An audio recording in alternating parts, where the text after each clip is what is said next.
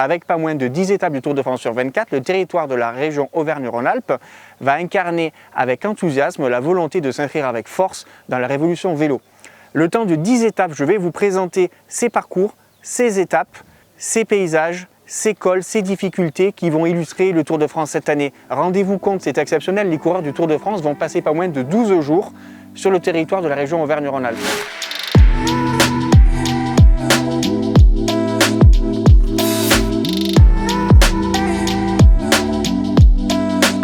Une étape qui s'annonce très accidentée avec pas moins de 5 petits cols à escalader. Alors, c'est la deuxième fois que le Tour de France rend visite à Roanne. La première fois, c'était en 2008. Et concernant l'arrivée à Belleville-en-Beaujolais, c'est la première fois que Belleville-en-Beaujolais accueille le Tour. Roanne qui est mondialement connu évidemment pour sa gastronomie et notamment le très célèbre restaurant des Frères Trois Gros qui a été fondé en 1930 en face de la gare de Roanne. Alors comme je vous l'ai dit, Roanne a accueilli une première fois le Tour de France, c'était en 2008, une étape qui était au départ de Roanne jusqu'à Montluçon. Elle avait été remportée à l'époque par Sylvain Chavanel. 5 cols sont au programme, on commence dès le kilomètre 20 avec la côte de Thizy-les-Bourgs, 4,3 km à 5,6%. Ensuite le col des Écorbans, 2,1 km à 6,9%. Au kilomètre 37. Ensuite, le col de Cassefroide au kilomètre 109, 5,2 km à 6,1% de moyenne. Le col de la Croix-Montmain, 5,5 km à 6,1% de moyenne au kilomètre 125. Et on termine par le col de la Croix-Rosier, 5,3 km à 7,6%, juste avant l'arrivée, placé au kilomètre 140. A noter qu'il y a 2 cols dans cette étape qui ne sont pas référencés au classement du meilleur grimpeur par le Tour de France, le col de la Crie et le col de Dubirs. Une étape qui sera très cassante et usante pour les coureurs, mais une étape qui permettra aux spectateurs de voir toute la variété et la richesse des paysages de la région Auvergne-Rhône-Alpes.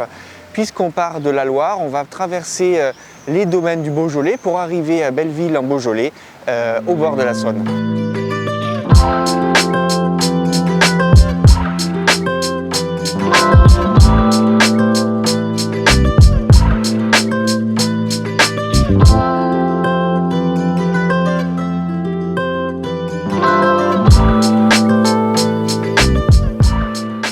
Le passage à Juliénas, il est bien sympathique au kilomètre 75. Juliénas, c'est un village qui est assez célèbre, c'est un cru du Beaujolais, au même titre que les autres villages, Chirouble, Morgon, Fleury et bien d'autres. À Juliénas, on est donc naturellement au milieu des vignes, et ces vignes que les coureurs parcourront sur une grande partie de cette étape, entre Roanne et Belleville.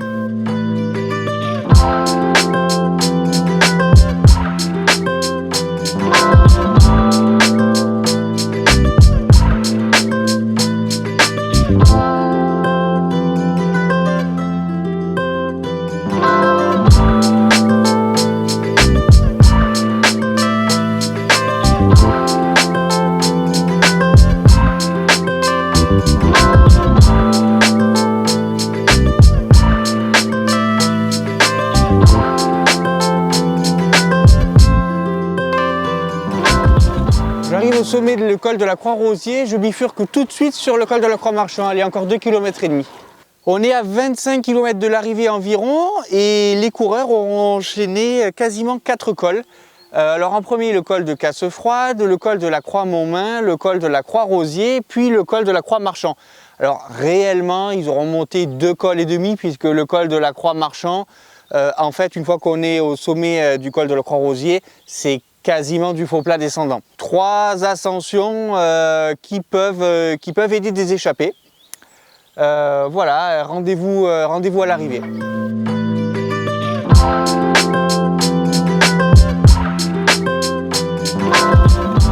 J'ai dévié un tout petit peu de l'itinéraire et de l'arrivée même de l'étape ici à Belleville parce que je voulais voir la Saône. Et les coureurs passeront à 100 mètres d'ici sur la grande route pour rentrer dans Belleville. Je voulais voir la Saône, je voulais vous montrer la Saône. Et puis, c'était pas prévu, mais on s'est arrêté juste devant la maison dans laquelle est né Gabriel Voisin. Gabriel Voisin, pionnier de l'aviation et de l'automobile, qui est de Belleville. Cette arrivée à Belleville, elle est très importante, elle est significative. Elle est importante parce que pour Belleville, c'est la première fois que le Tour s'arrête ici. Alors, ce n'est pas la première fois que Belleville accueille des courses cyclistes, le Dauphiné est déjà venu ici. Mais le Tour, c'est la première fois.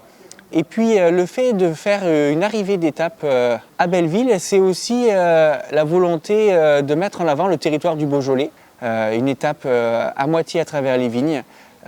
Donc une étape très sympa à parcourir, une étape qui sera, je pense, agréable à regarder.